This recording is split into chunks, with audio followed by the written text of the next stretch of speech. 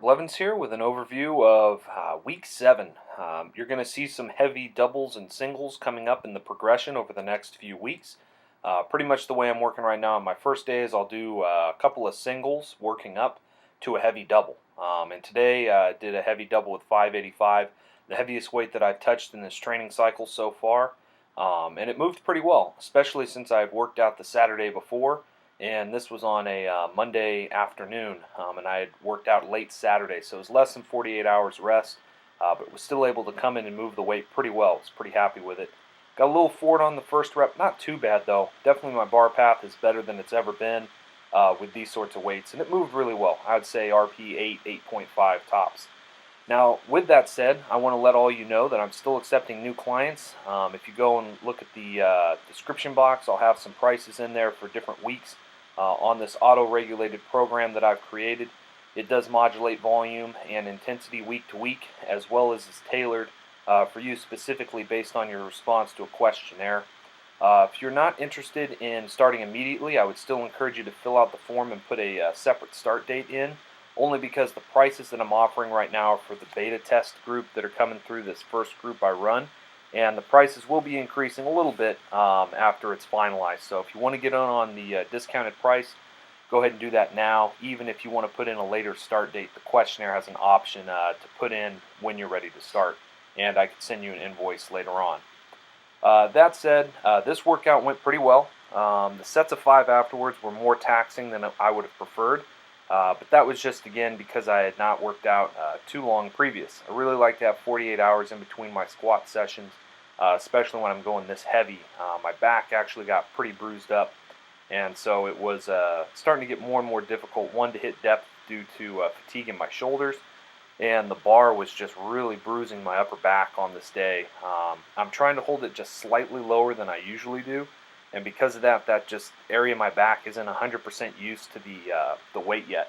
You'll see on this rep, or on this set rather, depth is not quite where I like it. This is about an inch, maybe half an inch higher than where I like to get. These are kind of questionable depth, but the reason I was stopping a little high on these reps was because of the hip pain that I was getting, which was really just muscle fatigue in my IT band. They were just pretty fried from this week. In any case, was happy with the workout. And we'll be moving heavier and heavier each week up until about 2 weeks out from Nationals.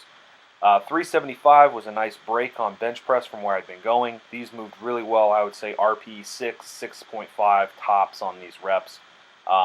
This was a good day for bench press, and so I'm glad to come back after having some shoulder issues. I think due to the weather changes, I'm not 100%. I have had one shoulder surgery for a torn labrum. That was back when I did Olympic lifting in high school, and if any of you are wondering, I think in high school I could clean 335 and I was able to snatch 245. Those were my numbers back in the day at about 205 pounds body weight. But it really jacked up my shoulders. I didn't know anything about mobility back then and really was way too stiff and immobile to be doing some of the lifting I did. That's why you also don't see a lot of overhead work or specific shoulder work.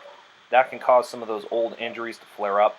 I did have surgery on my right arm, and since then have not had any issues really with the power lifts, which is one of the reasons I've chosen the sport. It allows me, I think, to continue on for a longer period of time and enjoy lifting without a ton of pain and injuries. Floor press was really easy on this day. I'll be moving these weights up. It was just a piece of cake, really.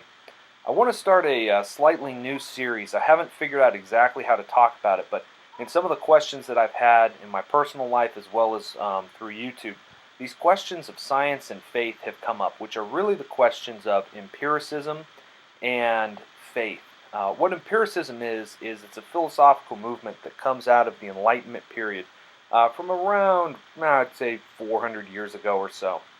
And the idea is that we can only have knowledge of a subject or the concepts concerning a subject through sense experience. And what that means is we have to be able to test it. And if we can't test it, if we can't sense it with one of our 5 senses, then we can't know anything about it. Empiricism is the basis for the current scientific method for presenting a hypothesis and then using a testable basis to assess that hypothesis to see whether it is in fact true or not. Now, a number of empiricists became great skeptics because there are tremendous limitations to that type of way of reasoning. And I'll talk about that in the next video about why empiricism has limits and things even more abstract philosophy or theology often come in to answer some of the questions that empiricism cannot. In any case, we'll be talking more about that in future videos. Let me know if you have any questions in the comments below, either about workouts, coaching, or maybe the issues you have with science and faith personally. I'll see if I can work some of those in the research that I do in the study. So let me know. I hope wherever you're at, you're doing well. Blessings.